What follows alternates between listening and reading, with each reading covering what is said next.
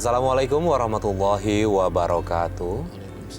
Selamat pagi pemirsa, senang sekali saya Farid Hasan menjumpai Anda dalam Tawakal. Dan pemirsa, di pagi hari ini alhamdulillah kita sudah kehadiran tamu kita, narasumber kita bernama Ibu Lina. Nanti Ibu Lina akan bercerita mengenai apa yang masalah yang ia hadapi. Assalamualaikum Ibu Lina. Waalaikumsalam, Mas. Ya.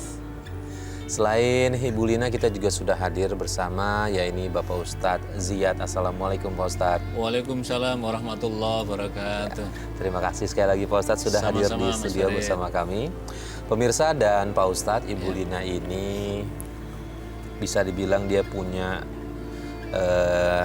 masalah yang cukup pelik, pahit yang ia harus hadapi. Mulai dari diperlakukan kasar oleh orang tuanya dan juga ada cerita lain nih Pak Ustadz. Untuk itu silakan Ibu Lina kalau mau bercerita boleh dimulai sekarang. Ya, awalnya saya punya bapak ya, itu suka KDRT sama ibu. Dan juga saya juga. Oh, sama Ibu Lina juga? Sama saya, sama adik-adik juga. Iya, jadi. Apa yang menyebabkan Bapak bisa begitu ringan tangannya? Iya memang Bapak tuh emosian orangnya. Jadi kalau misalnya mama salah dikit atau anak-anaknya salah itu ringan tangan banget. Jadi sampai saya pun saat bela ibu saya dilempar ke cermin sama ayah saya.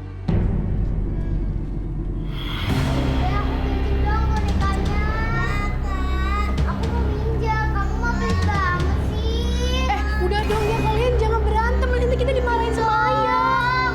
Aduh, udah ya. Berisik tau! Gak tau gue lagi tidur apa? Malah nangis lagi. Ayo kita masuk kamar aja yuk, Dek. Dasar anak.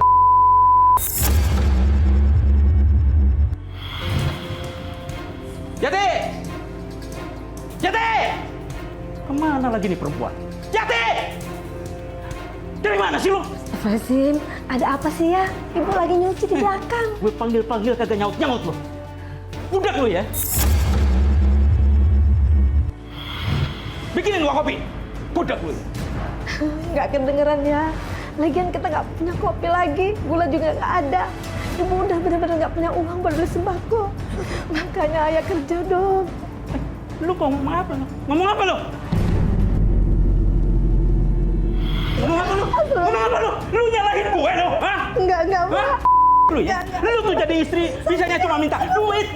Sakit ya, sakit Pak. Lu mikir kapan nggak ada duit? Ayah jangan begitu. Pak, Bapak bisa kerja apa aja Pak. Yang penting halal. Yang penting anak-anak kita bisa makan lagi. Oh, lu ngajarin gue ya? Kurang ajar lo!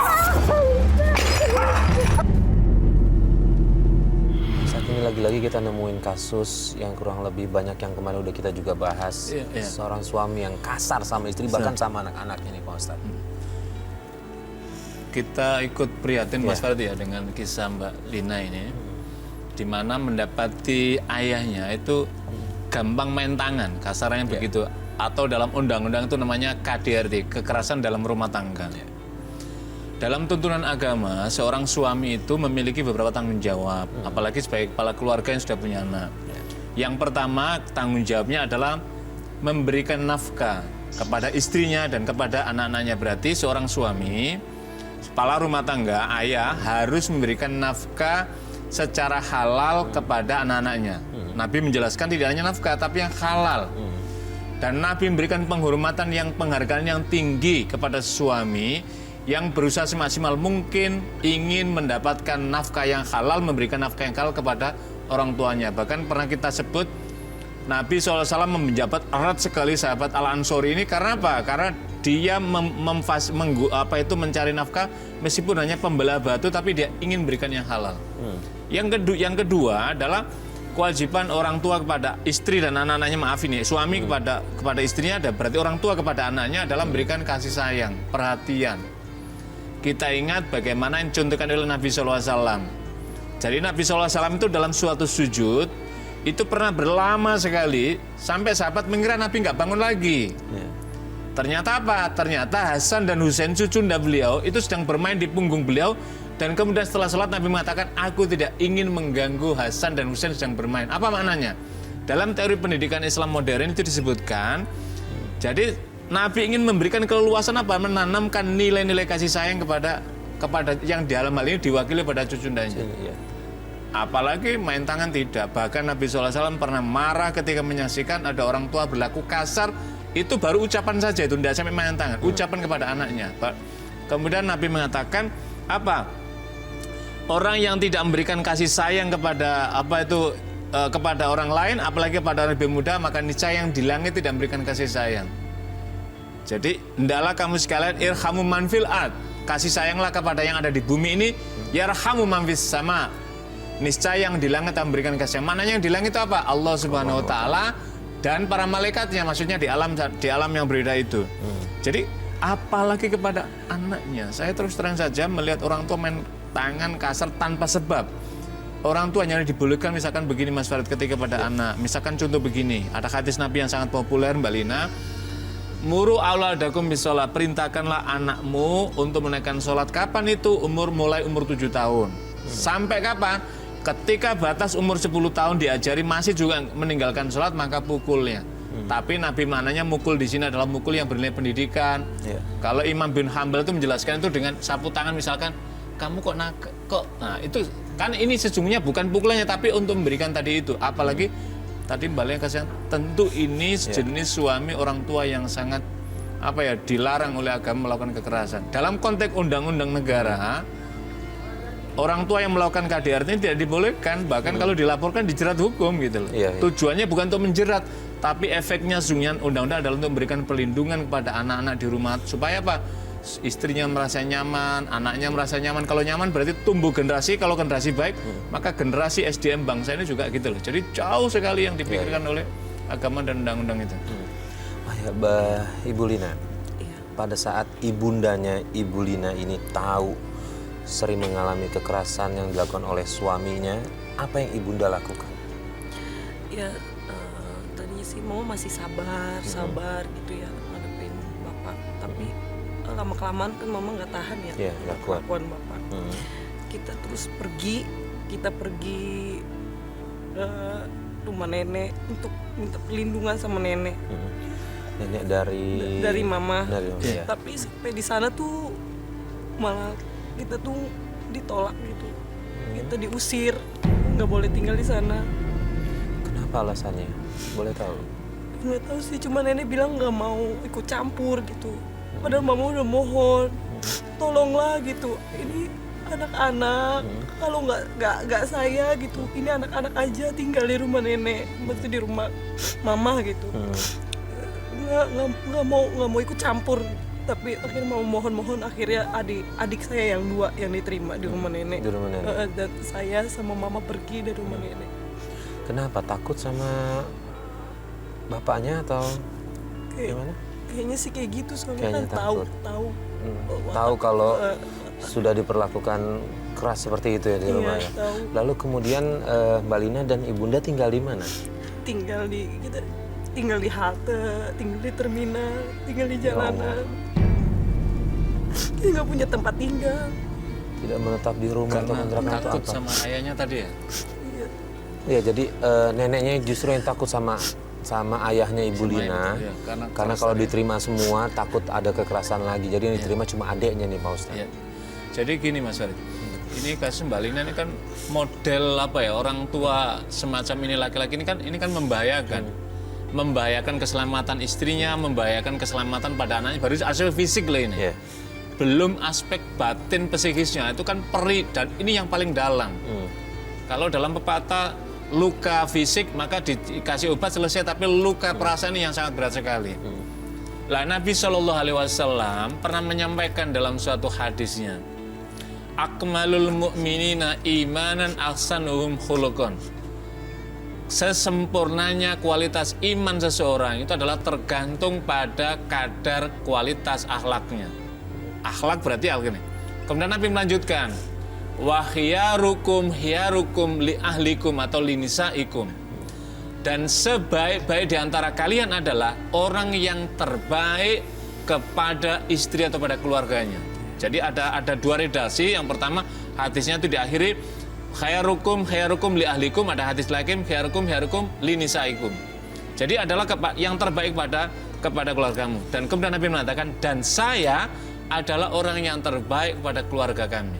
Jadi karena perlakuan Nabi yang sudah beberapa episode sebelumnya kita sampaikan itu memang luar biasa lah. Ini tadi kan kita prihatin ya, ada ayah perlakuan kepada istrinya seperti itu, ganasnya kepada anaknya ganasnya, sampai anaknya mohon maaf ngungsi istilah begitu kan, migrasi keluar dari rumah minta tolong padanya. Ini kan membahayakan sekali. Karena itulah ini kalau misalkan mohon maaf, ini kalau istrinya itu melaporkan misalkan kan harusnya kan minta apa? Kalau ada pertengkaran keluarga, mintalah orang tua itu bukan ikut campur, tapi mendamaikan. Jadi dua orang tua dari pihak ayahnya, orang tua dari pihak ibunya berdamai mengatur, ini anak saya gimana, yang perempuan, ini anak lagi mana, udahlah damai. Tapi kalau sudah sampai menyangkut keselamatan, apalagi kita lihat fisik tadi sampai seperti tadi, ini sudah tidak bisa ini kan mesti apa ya, orang tua selain turun tangan ini nggak bisa, harus dihentikan ini. Hentikan dalam makna adalah orang dibuat supaya disadarkan, cari orang yang apa ya, hakim itu dalam mana tidak hanya hakim negara, tetapi orang yang dituakan di lingkungan seperti itu untuk menasihati. Jangan sampai mengancam keberadaan fisik maupun batin, fisiknya lah terutama kepada istri dan anak yang tadi. Dan sekali lagi Mas Farid, agama mencela model atau tipe laki-laki yang seperti ini kepada istrinya dan kepada anak-anaknya, yang seharusnya memberikan perlindungan pada istrinya dan kepada anak-anaknya. Kemudian lalu Bu Lina selama tinggal di jalan mencari makan itu dari mana? Saya cari uang, saya bantu mama dengan cara mengamen. Mengamen Iya, di di jalan. jalanan mengamen. Tapi Itu di usia berapa? di usia masih 13 tahun. 13 tahun.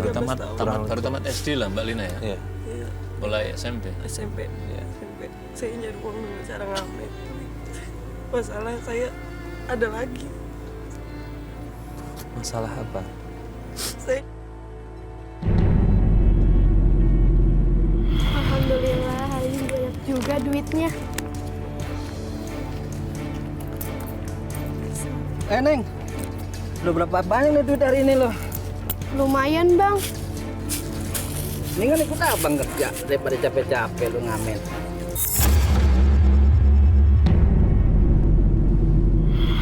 Tapi kerja apaan ya bang? Udah duitnya lebih banyak dari segitu. Tapi kerjaan apaan bang? Nanti lu gak tahu duitnya lebih banyak dari segitu. Mau nggak? Gimana ya? Ya yuk. Iya udah deh bang. Oh, yuk.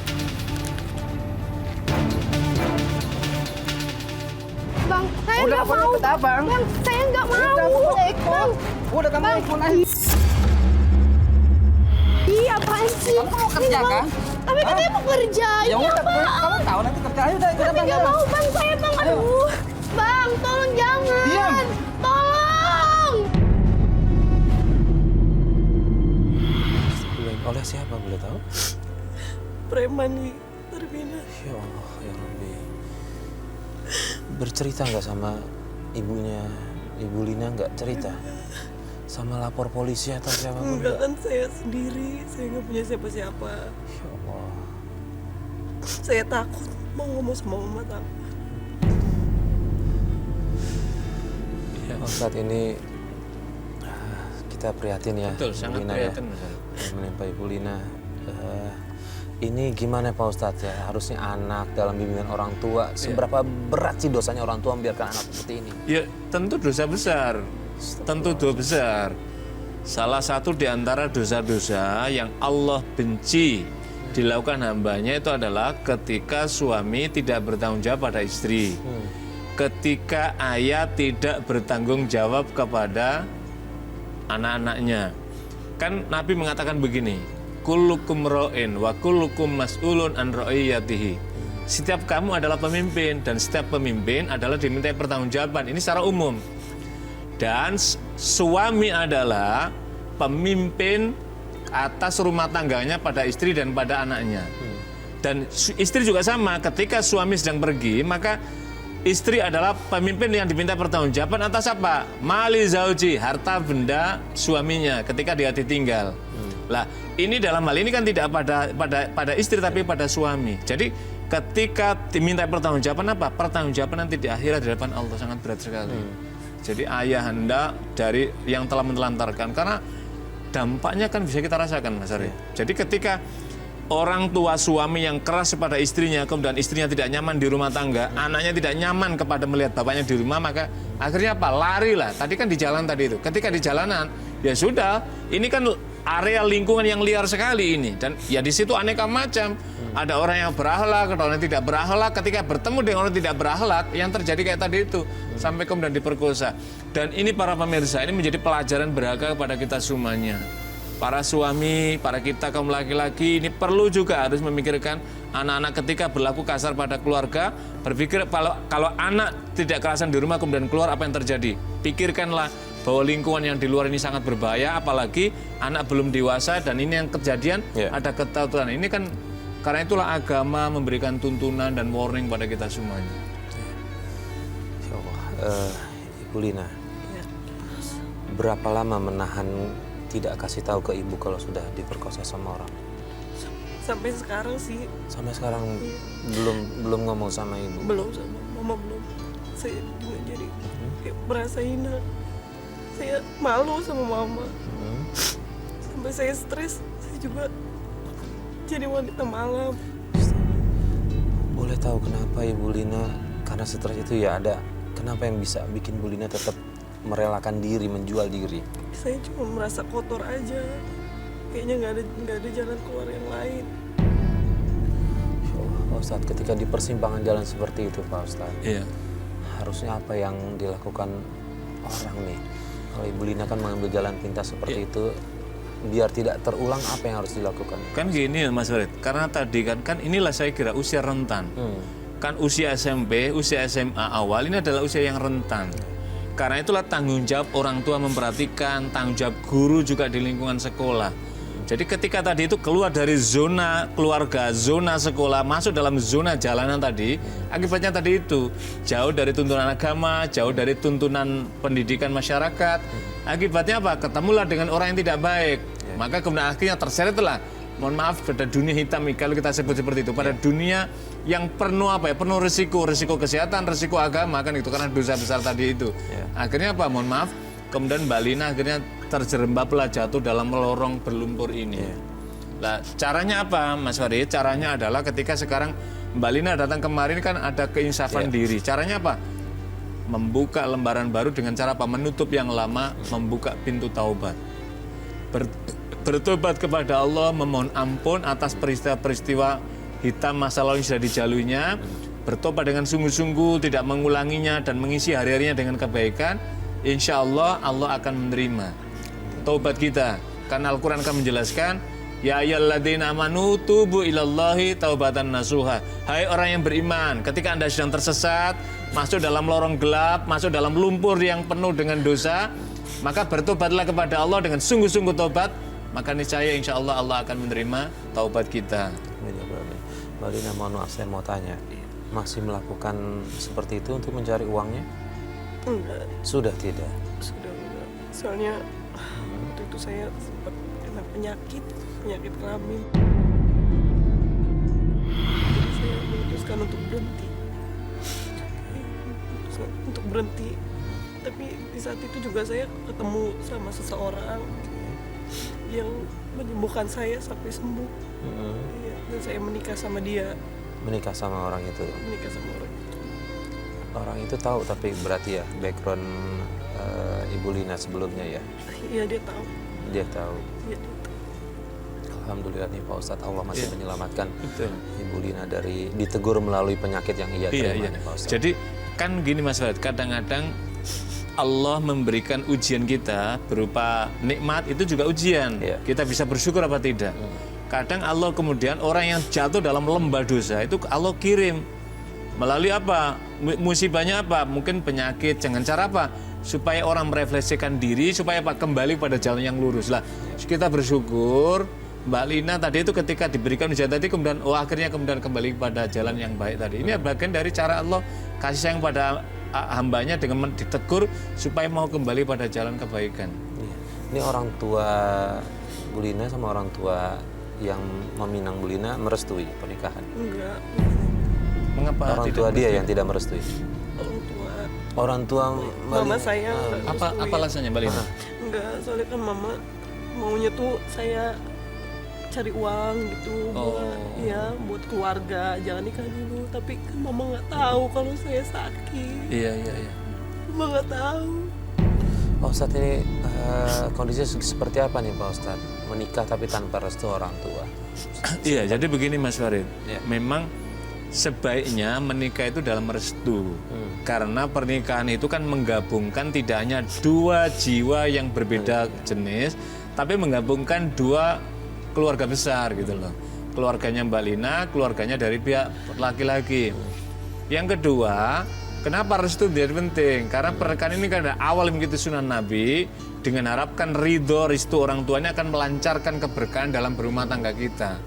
Makanya saya ketika murid saya masuk, saya selalu konsultasi itu saya selalu sebisa mungkin jangan sampai tidak mendapatkan restu. Sekarang mungkin kalau belum, mungkin belum, tapi nanti coba itu adalah bagian dalam rangka untuk itu. Tapi kan ada satu hal Mas Farid tadi itu kan ada yang dirahasiakan kan gitu. Inilah saya kira pentingnya kita bercerita kepada orang tua.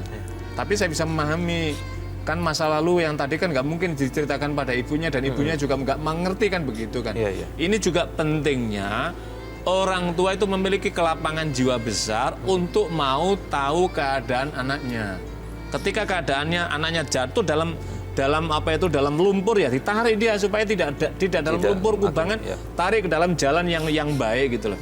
Lah ini kan sayangnya memang Mbak Lina tadi tidak bercerita pada orang tuanya sehingga orang tuanya kan tidak tahu akhirnya melarang pernikahan. Tapi ketika tahu mungkin akan berbeda kali Mbak Lina. Ketika udah tahu mungkin akan berbeda. Tapi karena sudah terjadi tadi, jadi kan begini Mas Farid, kalau ada misalkan dengan terpaksa orang itu menikah karena kasus insiden seperti tadi itu, kemudian tidak mendapatkan restu, tapi bisa disahkan namanya nikah melalui wali hakim. Jadi mengapa wali hakim itu terjadi? Karena orang tuanya tidak mau menikahkan dengan alasan-alasan yang mungkin tadi, tapi secara agama ini dibolehkan, maka biasanya hakim akan mengambil alih kemudian menikahkan. Tapi ini kondisi yang memang darurat. Tapi ketika masih ada izin orang tua ya sebaiknya agama memberikan tuntunan harus ada restu dari orang tua. Nah tapi karena terjadi tadi nikahnya yang melalui hakim tadi itu tetap sah dalam pandangan agama. Lalu bagaimana kehidupan rumah tangga Ibu Lina dengan suami? Saya pikir kan saya bakal bahagia ya sama suami, maksudnya dia udah baik menyembuhkan segala macam ya. Tapi ternyata dia KDRT juga, mukul juga sama saya sama anak juga. Udah punya anak? Udah punya. Waktu hamil anak 1, 2, 3 tuh tetap saya hamil dipukulin sama dia.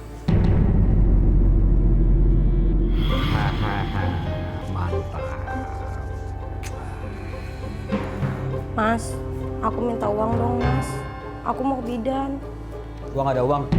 Lu pakai aja uang belanja yang kemarin. Tapi itu Mas pegang uang.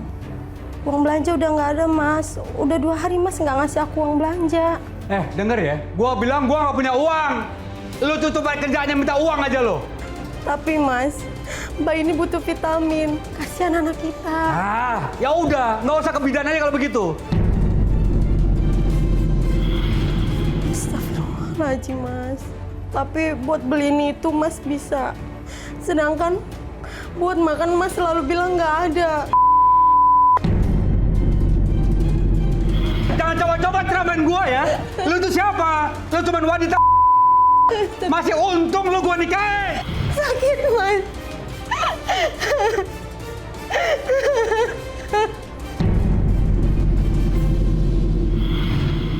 Apa yang menyebabkan dia sampai berperang? Tadi kan sayang sekali tadi. Sakit saja dirawat sampai kita pikir kenapa tiba-tiba muncul? Ada faktor apa, Mbak Lin? Itu kayak bapak saya aja. Jadi kalau ada salah dikit atau misalnya salah dikit aja gitu kayak dibesar-besarin terus dia mukul gitu. Kenapa kok bisa sekasar itu sama? Mungkin ya saya rasa dia mungkin ngerasa tuh lu tuh siapa, gue tahu lu gitu, maksudnya kamu tuh siapa gitu, aku kan tahu kamu tuh siapa gitu, jadi dia tuh merendahkan banget. Sebelum menikah Mbak Lina tahu nggak siapa dia? Mungkin mengorek informasi dia siapa, dari keluarga gimana gitu loh. Enggak sih, maksudnya kenal kayak gitu aja. Oke, iya. Kayak gitu aja. Jadi ini juga para pemirsa ini menjadi pelajaran kita juga. Setiap ada kisah itu memberikan pelajaran pada kita. Dalam pernikahan itu mesti harus dicari. Kalau agama kan sudah menjelaskan di nasabiyah, nasabnya siapa, limaliyah bagaimana hartanya, wali jamaliyah bagaimana rupanya. Tetapi Nabi tidak memerintahkan yang 3 ini. Artinya nikah itu kadang-kadang dipengaruhi ada 4. Ada karena rupa, ada karena harta benda, ada karena keturunannya. Tapi karena faktor ada agamanya. Tapi Nabi meminta fadfar bidatidin, pilihlah karena faktor agamanya. Sebab kalau dengan faktor agamanya, nanti ketiganya ini Anda akan dapatkan dari ketenangan tadi itu. Nah, proses ini kan tidak dilalui tadi itu, sehingga kemudian akhirnya sudahlah karena ada proses, ada tadi akhirnya kemudian mendapatkannya. Tapi apapun alasannya, seorang suami tidak dibolehkan melakukan tindak kekerasan. Kecualinya begini, memukul pun dengan memukul yang tidak membahayakan fisik. Jadi kan ketika wanita-wanita yang nusus, kalau di dalam Al-Quran dijelaskan, siapa itu? Yaitu orang yang durhaka. Perempuan yang durhaka kepada suaminya, perempuan yang maksiat ke atas perilaku suaminya ini kepada suaminya, maka apa? Fadribuhunna, pukullah dia. Tetapi ulama menafsirkan, ahli hadis juga menafsirkan, memberikan syarat ketika penjelasan hadis yang terkait dengan ini, mukul tapi tidak boleh memukul yang melukai fisik. Bahwa pentungan misalkan tidak dibolehkan. Kalau bahkan kata Imam Ahmad bin Hambal, kalau Anda memukul pun Imam Hambal memberikan contoh langsung. Jadi sapu tangan kemudian, kamu kok nakal. Tapi kan nggak melukai itu. Itu kan contoh sebenarnya, simbolik mananya. Tapi mananya adalah teguran. Lah kalau yang tadi jelaskan Mbak Lina kan sampai melukai fisik tadi kan tentu ini tidak dibolehkan. Dan inilah yang kemudian akhirnya mendatangkan murka Allah pada seorang suami. Murka Allah itu tentu jangan difahami Allah menurunkan atau bukan. Rizki akan dibuat seret, rizki akan dipersulit Allah pada suaminya. Lah ini ada banyak cara. Tapi memang yang saya ingin bertanya lebih jauh begini, bagaimana suasana di rumah tangga Mbak Lin? Misalkan keagamaannya suami, misalkan ritual ibadahnya bagaimana mereka? Enggak, ini sih udah terlalu ini. Kan? Tidak taat maksudnya. Tidak taat kan? Jadi ketika suami istri orang beragama, tapi dia tidak menjalankan tuntunan agama, dan dalam konteks ini adalah seorang muslim tidak menjalankan tuntunan agama, maka jelas akan melahirkan apa? Qaswatul qalbi, hatinya keras. Orang itu kalau nggak mau sholat, orang itu nggak mau baca Quran, kalau di agama, hatinya keras. Qaswatul qalbi, keras itu apa? Dikasih peringatan nggak mempan, mudah naik pitam, itu juga bagian dalam rangka itu. Karena itulah apa? Semailah dalam lingkungan keluarga itu nilai-nilai agama, karena ini akan melunakkan hati, memunculkan kasih sayang, mendamaikan, mengharmonikan dalam rumah tangga. Mbak Lina, setelah Mbak Lina menderita KDRT, apa yang Mbak Lina lakukan? Ya, saya menyesal. Saya udah cerai sama dia. Terus saya meminta cerai pada? Iya, minta cerai. Saya pulang ke rumah mama saya. Iya, sampai sekarang saya di rumah mama saya. Tanggapan ibundanya Ibu Lina apa setelah tahu kalau Ibu Lina cerai? Ya, hubungannya nggak baik. Dia kayak masih apa sih? Ngungkit-ngungkit. Gitu. Bener apa yang saya katakan gitu misalnya. Saya nggak ngerestui akhirnya begini kejadiannya. Iya, maksudnya kata-kata itu kayak sakit banget gitu. Boleh Pak Ustadz, Ibu mengungkit-ungkit apa yang dia merasa dirinya dulu pada saat itu benar, jadi dibilangkan nggak dengar omongan orang tua kan mungkin kayak gitu Ustadz. Itulah Mas Farid, pentingnya kita meminta restu itu. Salah satunya ketika suatu saat terjadi apa-apa dengan rumah tangga, orang tua ikut cawe-cawe, orang tua itu akan ikut membantu mengurusi. Tapi ketika kita sudah melemparkan sama sekali tidak ada faktor restu, sehingga akhirnya orang tua ya sudah, kami sudah milih jalan, laluilah, kira-kira seperti itulah. Itulah pentingnya. Tapi kan ini sudah terjadi. Maka ketika yang sudah terjadi, alangkah eloknya orang tua itu juga bayar bagaimanapun, biar bagaimanapun ini adalah anaknya, harus diingat seperti itu, dan punya cucu kan begitu. Maka yang sudah ya sudahlah, yang belum ini mari diperbaiki. Bagaimanapun jangan dibiarkan ketika anak itu menghadapi beban dan ujian yang sangat berat. Jadi mesti orang tua harus ikut terlibat dengan cara mendoakan, mensupport, memotivasi supaya anak ini bisa bangkit dan tidak terpuruk dalam dalam kegersangan spiritual, kegalauan hati yang kemudian nanti anak ini bisa berputus asa yang lebih berbahaya lagi. Ya. Nah, Ibu Lina kan bilang sama kita udah nyesel, udah ngelakuin semuanya.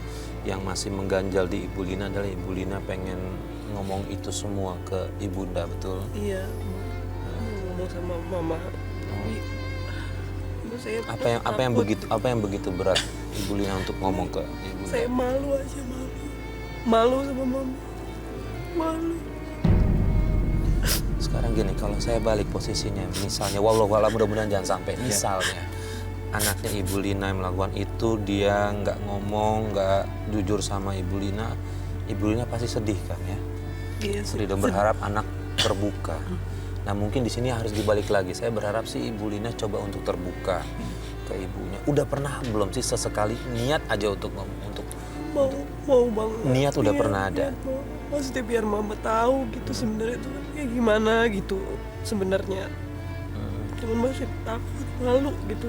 Kalau misalnya ada ibundanya Ibu Lina di sini, apa yang mau Ibu Lina sampaikan?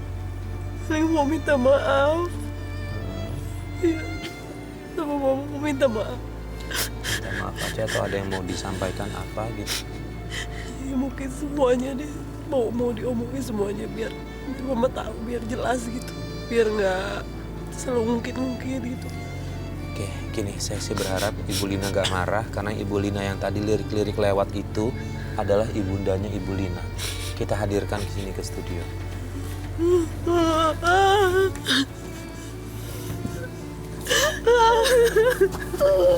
Ini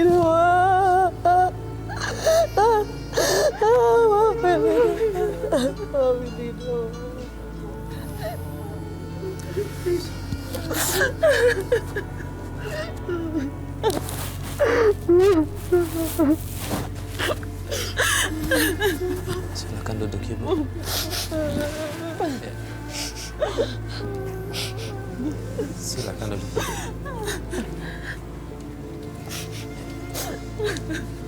Ibu Lina, Ibu mohon maaf.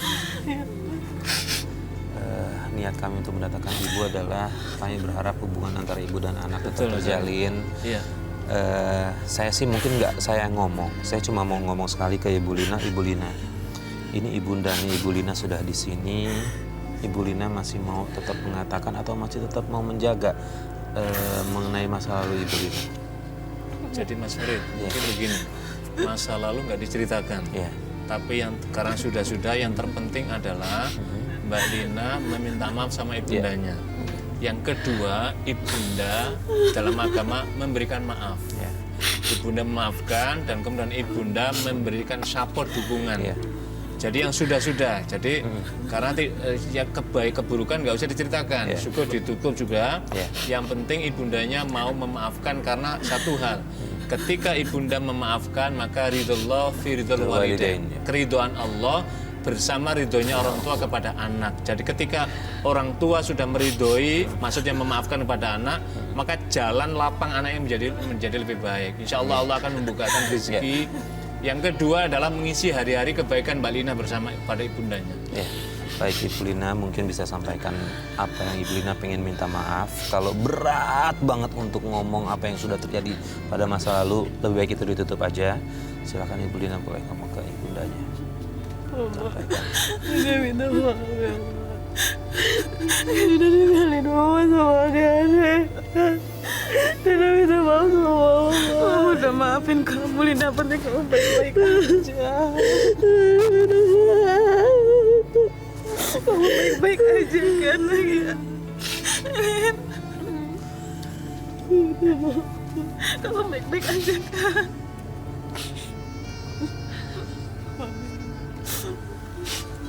Lina mama sekarang. Lina pulang ke mama. Lina maaf, gak dengerin mama. Lina minta maaf, dengerin mama.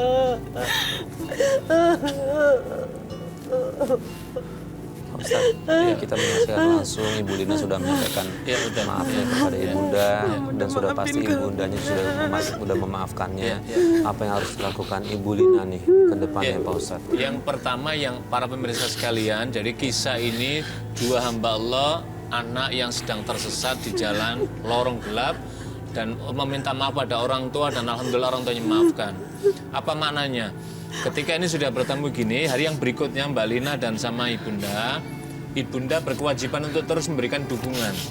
Yang kedua, orang tua jangan pernah putus-putusnya mengangkat tangan mendoakan, memohon doa kepada Allah agar Mbak Lina terus Allah maafkan dan Allah mudahkan jalan hidupnya bersama anak-anaknya, kan punya anak ini. Untuk Mbak Lina, ini tahap awal untuk memberikan maaf, tetapi berikutnya adalah tetap berbuat baik kepada ibundanya dan bertaubat kepada Allah Subhanahu wa taala atas kehilafan dosa-dosa yang pernah dilakukan di masa yang lalu. Yang ketiga adalah mengisi hari-hari dengan baik. Apa? Meningkatkan ibadahnya, mendekatkan diri kepada Allah. Yang berikutnya adalah apa? Etos bekerja, kan punya anak tadi, tanggung jawab tadi. Insya Allah mudah-mudahan dengan cara semacam ini Allah menerima dan kemudian Allah membukakan jalan untuk menatap kehidupan yang akan datang. Yang sudah tutup, yang ke depan dibuka dengan lembaran baru, jangan diulang lagi. Saya kira itu Mas Farid. Ya, kita mendoakan mudah-mudahan Allah berikan hidayah dan Allah mudahkan jalan kehidupan Mbak Lina dan keluarganya. Amin Bapak. Terima kasih Pak Ustadz. Ya, sama-sama. Ibu Lina terima kasih. Ibu terima kasih sudah hadir di studio. Sama-sama. Mudah-mudahan apa yang disampaikan Pak Ustadz bisa makan ya Bu, insya Allah ya. Saya tahu ini berat tapi alhamdulillah kita senang melihat Ibu sama Ibundanya sudah. Ya, baik. Pemirsa, akhirnya sampai di sini Tawakal. Terima kasih atas perhatian Anda. Wabillahi taufiq wal hidayah. Wassalamualaikum warahmatullahi wabarakatuh. Waalaikumsalam warahmatullahi wabarakatuh.